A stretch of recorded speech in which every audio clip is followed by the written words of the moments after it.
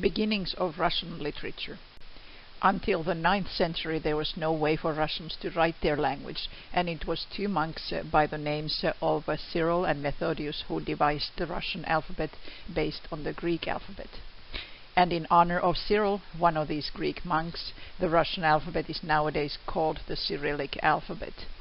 The first language and writing was called Church Slavonic, so it was only used for religious purposes, and for all other purposes the language was just spoken.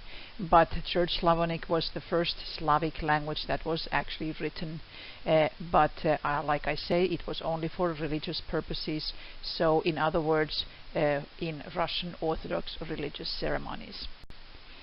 The 12th century was the first century where writings appeared that were not religious in nature.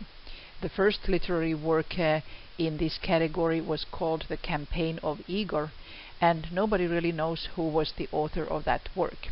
This Campaign of Igor has been actually depicted in many works of art and also in music. One famous Russian painter called Viktor Vasnetsov made a painting that is currently located in the Tretyakov Art Gallery in Moscow about the Campaign of Igor. The name of the painting is After Prince Igor's Battle with the Polovtsi. Here is a picture of that. And interestingly, this picture talks about Prince Igor, who was fighting with his neighbors in the south of Russia, approximately in the same area where fighting is going on even right now.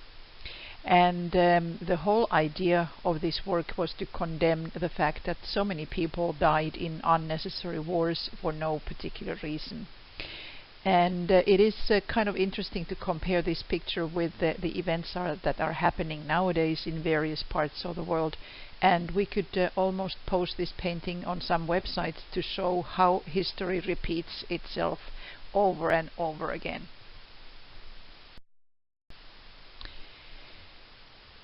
Then we will move all the way up to the 18th century, and that is when Peter the Great was the ruler of Russia.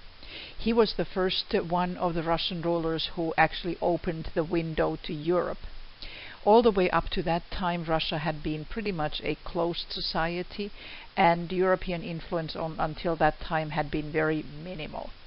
But Peter the Great decided that Russia needs to open up, and it needs to get a lot of influence from Europe, so he himself traveled to various European countries, from England to Germany to Holland to France, to collect all kinds of different influences and experiences from there.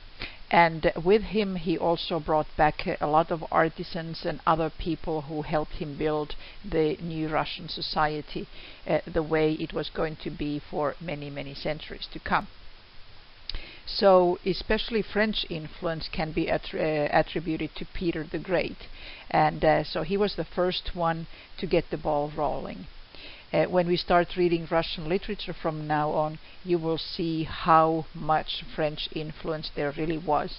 But still, we will see it much more when we start reading, and the attitudes towards the French were more like a love-hate relationship anyway. So Russians never really accepted the French influence in its entirety, but at the same time they decided to take it in, at least on the surface.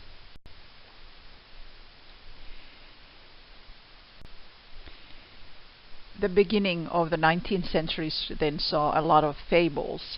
The French fable writer La Fontaine, whom you may already know by name, is one who wrote fables in the same fashion as Aesop wrote them way before. Many of the fables by La Fontaine were actually translations and reworkings of Aesop's tales. And just in case you are wondering what these are, they are animal tales with morals or lessons of some sort. There was one Russian writer who wrote in the same fashion. His name is Ivan Krylov, and again many of his fables were also just Russian translations of Aesop's tales, but he does have some original ones as well.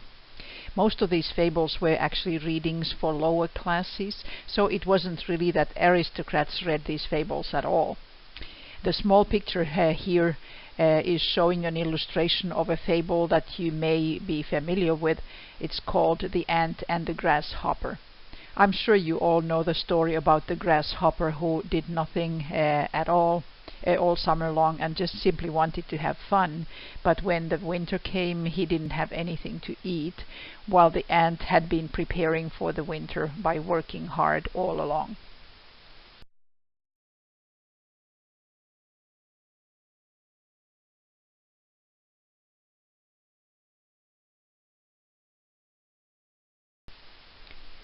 Finally, we are coming to the period in Russian literature in the 19th century where we are starting our course with, because we are not going to read anything before the golden age of poetry.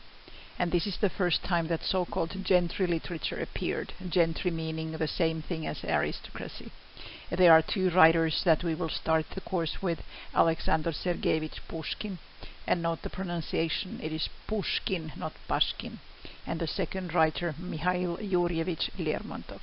So at this point you can move on to the second week folder and start reading.